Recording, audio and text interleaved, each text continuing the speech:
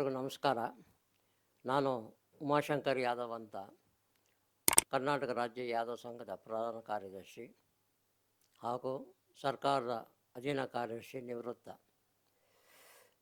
ನಮ್ಮ ಕರ್ನಾಟಕ ರಾಜ್ಯ ಯಾದವ್ ಸಂಘವು 1924ರಲ್ಲಿ ಮೈಸೂರು ರಾಜ್ಯ ಯಾದವ್ ಸಂಘ ಎಂದು ಸ್ಥಾಪನೆಯಾಗಿ 2024ಕ್ಕೆ 100 ವರ್ಷಗಳನ್ನು ಪೂರೈಸುತ್ತಿದೆ.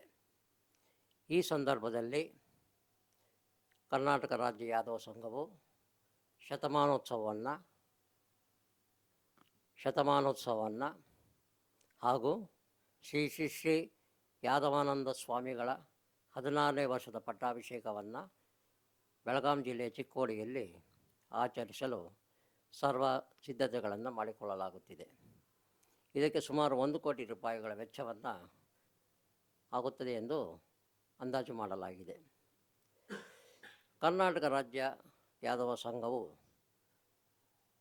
ಇತ್ತೀಚೆಗೆ ಶ್ರೀ ಎ ಕೃಷ್ಣಪ್ಪನವರ ಕೃಪಾ ಕಟಾಕ್ಷದಿಂದ ಬೆಂಗಳೂರು ನಗರದ ಬಾಣಸವಾಡಿಯಲ್ಲಿ ಸುಮಾರು ಮೊದಲನೇ ಬಾರಿಗೆ 1850 ಚದರ ಮೀಟರ್ಗಳಷ್ಟು ವಿಸ್ತೀರ್ಣವನ್ನು ಹೊಂದಿದ್ದು, ಎರಡನೇ ಬಾರಿ ಶ್ರೀ ಧರ್ಮಸಿಂಗ್ರವರ ಅವಧಿಯಲ್ಲಿ 1750 ಚದರ ಮೀಟರ್ಗಳಷ್ಟು ಸ್ಥಳಾವಕಾಶವನ್ನು ಪಡೆಯಲಾಗಿರುತ್ತದೆ.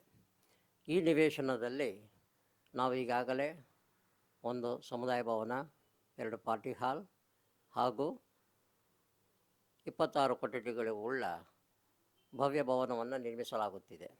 ಇದರ ಜೊತೆಗೆ ಒಂದು ITI, 5 IAS KS coaching centre ಮತ್ತು ವಸತಿ ನಿಲಯವನ್ನು ಪ್ರಾರಂಭಿಸಲು ಉದ್ದೇಶಿಸಲಾಗಿದೆ. ಕರ್ನಾಟಕ ರಾಜ್ಯದ ಎಲ್ಲ ಮೂಲೆಗಳಲ್ಲಿ ಎಲ್ಲ ಜಿಲ್ಲೆಗಳಲ್ಲಿ ವಸತಿ ನಿಲಯಗಳನ್ನು ಪ್ರಾರಂಭಿಸಲು ಸಹ ಕ್ರಮ ಕೈಗೊಳ್ಳಲಾಗುತ್ತಿದೆ. ಈ ಶತಮಾನೋತ್ಸವ ಸಂದರ್ಭದಲ್ಲಿ ಹೆಚ್ಚಿನ ಧನವನ್ನು ಕ್ರೋಢೀಕರಿಸಬೇಕಾಗಿರುವುದರಿಂದ ಎಲ್ಲ ಸಮಾಜದ ಬಂಧುಗಳು ತಾವುಗಳು ಜಾಹೀರಾತನ್ನು ಸ್ಮರಣ ಸಂಚಿಕೆಗೆ ನೀಡುವುದರ ಮುಖಾಂತರ ಸಹಕರಿಸಬೇಕೆಂದು ಕೋರುತ್ತೇವೆ.